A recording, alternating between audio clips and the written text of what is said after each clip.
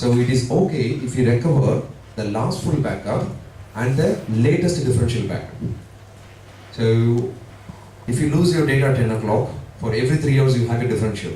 So you have at 3 o'clock, 6 o'clock or 9 o'clock. When you try to record data at 10 o'clock, you're not losing any data until 9 o'clock. Does it make sense? So that is differential backup. And log backup. Log backup would do until the last minute. So you can schedule it for every 5 minutes or 10 minutes or 15 minutes. But provided the server will be very busy for taking the backups. You need to consider very, very important things as a DBA to protect the data, to ensure that you can recover the data for your company with less data lost time actually. The downtime of the data, whatever you're not going to give them, should be very minute, minimal. Sometimes data will be corrupt. You still need to recover the data. Again, that's also another problem what we need to have. So this backup and restore strategy is a very important thing that you need to know. So that's why we call regular backups. You need to have regular backups and backup devices. Nowadays the backup mechanism is very helpful and useful. I have an HTC phone. It has got a backup feature where it says like whenever I'm connected to the internet, either via Wi-Fi or with the data network, just take backup of all the systems automatically. Yeah, so I don't have to do it manually every time. I scheduled it. Schedule your backups. Any photos that I take, I can go to my net and I can see it. It's synced to my Google Drive. I can see my photos, documents, anything, whatever I do it in my phone. So it plays a very important role. A phone. What if a corporate data? It deals with millions and millions of dollars, millions of pounds. Backup devices. Whatever you take in a hard drive, it goes to the tapes. And it needs to be properly organized and kept in a different methodology, different ways, different areas, stored in different locations. You already gave an example of your regular backups taken in your external hard drives, and you need to choose appropriate backup strategies. Like I said, whatever strategies we just learned, you need to identify how often you take, what if you lose your last 1 month of data. I just want to give you an explanation about what I did a major mistake. I was producing some project for a company. I was waiting to buy, I was so crazy to buy a laptop which was released with first Blu-ray drive. I ordered it from States, I got it to ship to America. I was waiting for 3 months to get the laptop delivered. I got the laptop, I was so happy. I forgot to implement the backup strategies on that one. I had a burglary thing happen in my house. After a 1 month of project, I lost everything. I didn't take backups. The laptop is gone. They couldn't find it, and I lost all my works. I felt so ashamed at that time. What should I do? Last 1 month of work. I was in the same place. Well, I just gave you the same scenario at the moment. So I have to work again another 2 more weeks, day and night, to cover the last 1 month of work. I killed myself.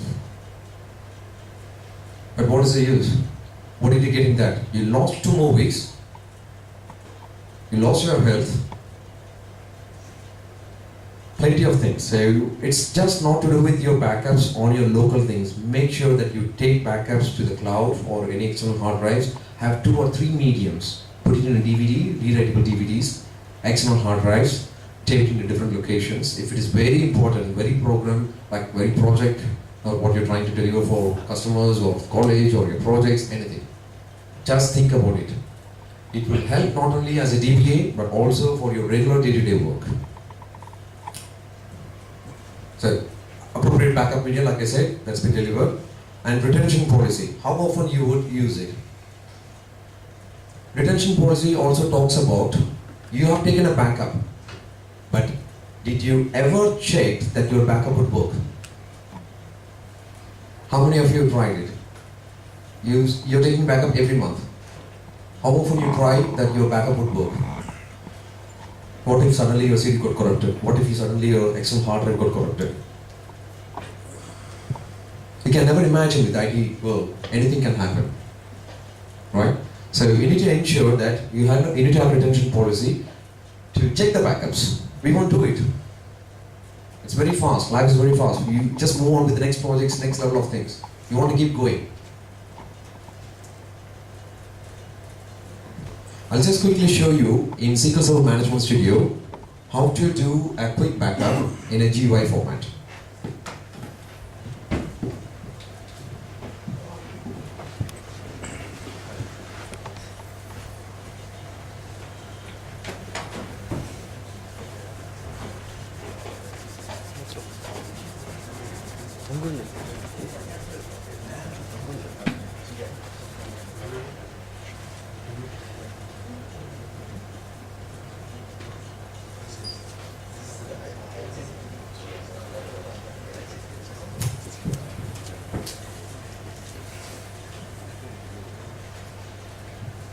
So what you see on my screen is the SQL Server Management Studio. This is the 2014 edition.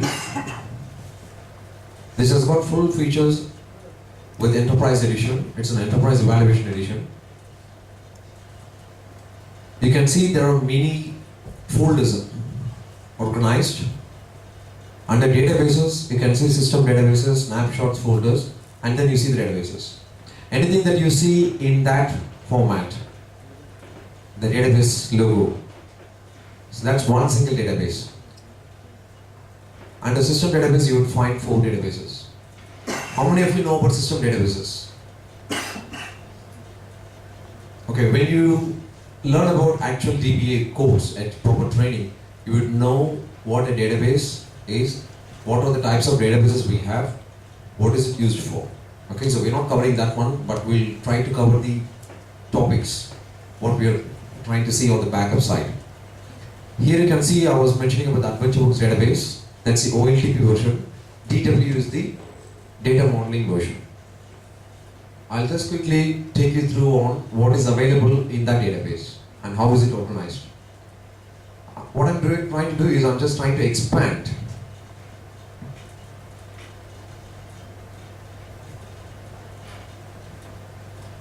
all the folders.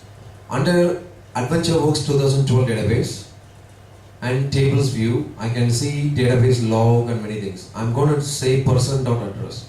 When you say person.address, how is it actually categorized? Address is the table name. Okay, person is the schema name. Schema is something, but imagine in this college, under computer networks, you would have 30 students. So computer networks is the schema. Each student is each table. So under person, you have address. I can simply right click on that and click on select top 1000 rows. And you will see the data. It creates a script automatically to say what that is. Select top 1000, each column name from that table name, database name, schema name, and the table name. That's a 3-point convention query. You can see the data coming through here.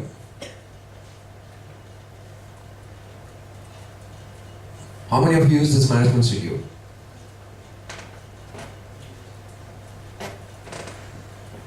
You can try to install this. You can get this AdventureWorks database for free. You can get that downloaded and you can explore that. If I want to do the same thing for person.person, I can simply right click on that and select top 1000 rows from person. It will say business entity ID, person type, name, style, title, first name, middle name, last name. I'll write a simple T-SQL statement to show you how we can write a SQL statement and how we can see here.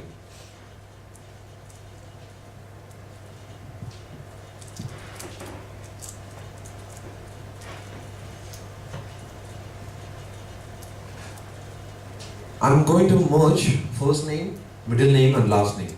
Okay?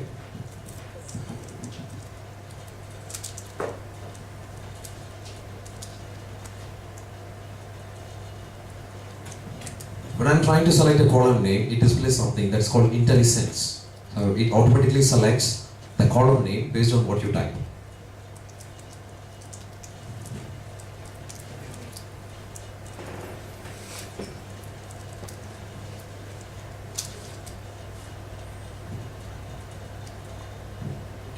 So I've got so many columns and so many records. All I'm trying to do is trying to see only 3 columns, and I want to see only 5 records. So I can say top 5.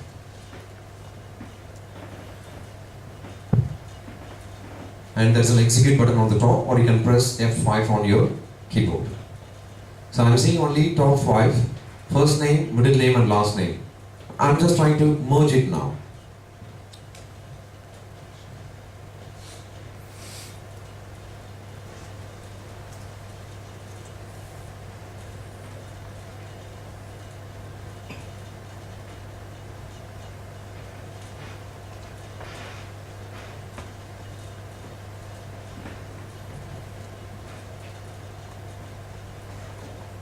What can you see?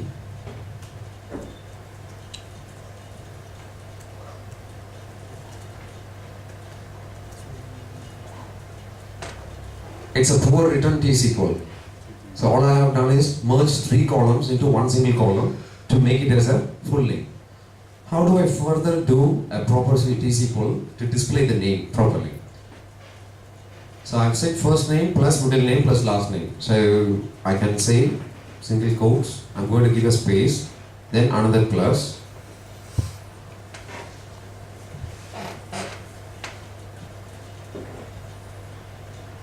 Does it make better? So first name, space, middle, and then last name.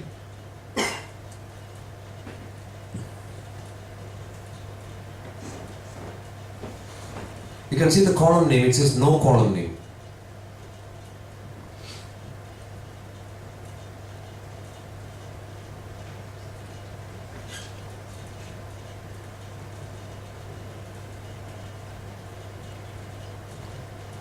So I have 4 columns now, one with first name, middle name and last name, and I have merged all the 3 columns into a format to say first name plus a space, plus middle name plus space, plus last name, and I named that column as full name.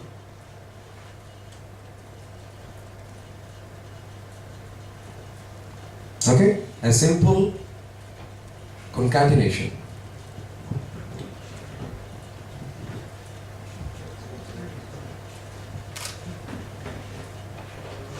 Okay, now this database has got plenty of tables. And now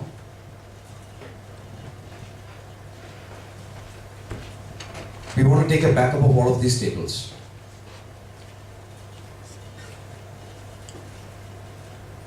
All I can do is simply right click on the database, go to tasks and say backup.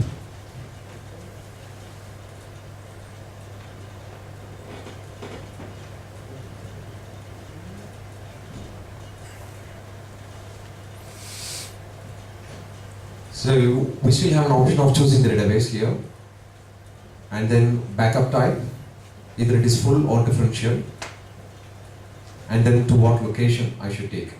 So if I want to choose another location, I can choose the other location, or I can add another location.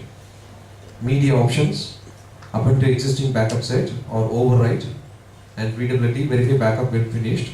So it's not only taking a backup, you're trying to ensure that backup works and you can verify the backup.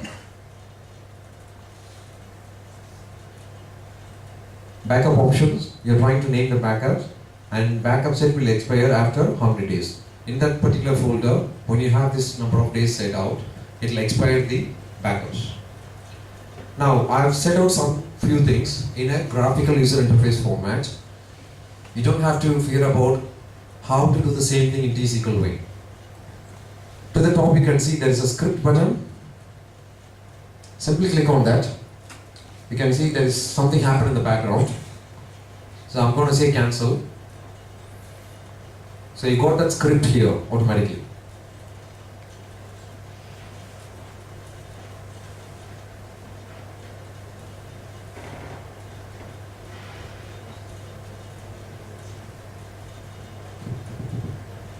You don't have to worry about writing T-SQL.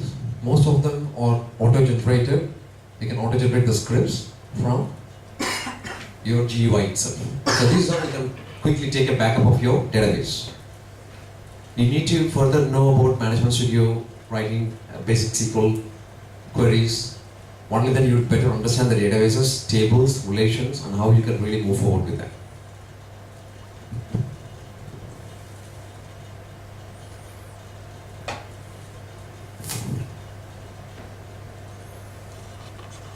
Actually, we are a bit late, so I had the next slide. If you're sleepy, you can take a break, but we already had our break, so we'll just move on to the next one. Restore. We've already seen what a disaster occurs. A disaster strikes, how would you restore your backups? You need to restore a backup from your tapes, drives, CDs, wherever you have, and you need to make sure the SQL Server get moving. When the SQL Server is up and running, all your applications will work. It could be any user and applications or any database reporting side as well, management information reports. Restore with full recovery or restore with no recovery is the two options how you would restore the data. By doing this, you would save time and money based on these options, and thanks to SQL Server, where it has extended all its capacity, features, scalability to ensure that database will be available. At least nobody can promise 24/7. Even the cloud which has been given by Microsoft, Google, whatever you're trying to do, like Office 365 applications, they promise 99.9999% uptime. That really matters a lot. 99.9% or 99.99, 2 nines or 3 nines or 4 nines after dots. That really makes many sense. How many hours on an average that you will have a downtime just because of some sort of maintenance works, planned maintenance. Okay? That may be some kind of disaster occurs. So we may have 99.999%. Unplanned downtime could also happen.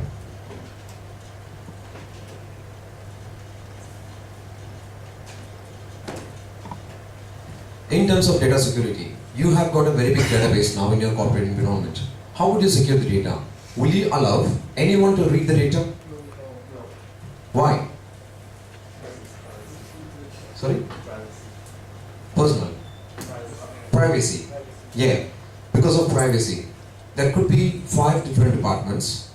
One department with finance,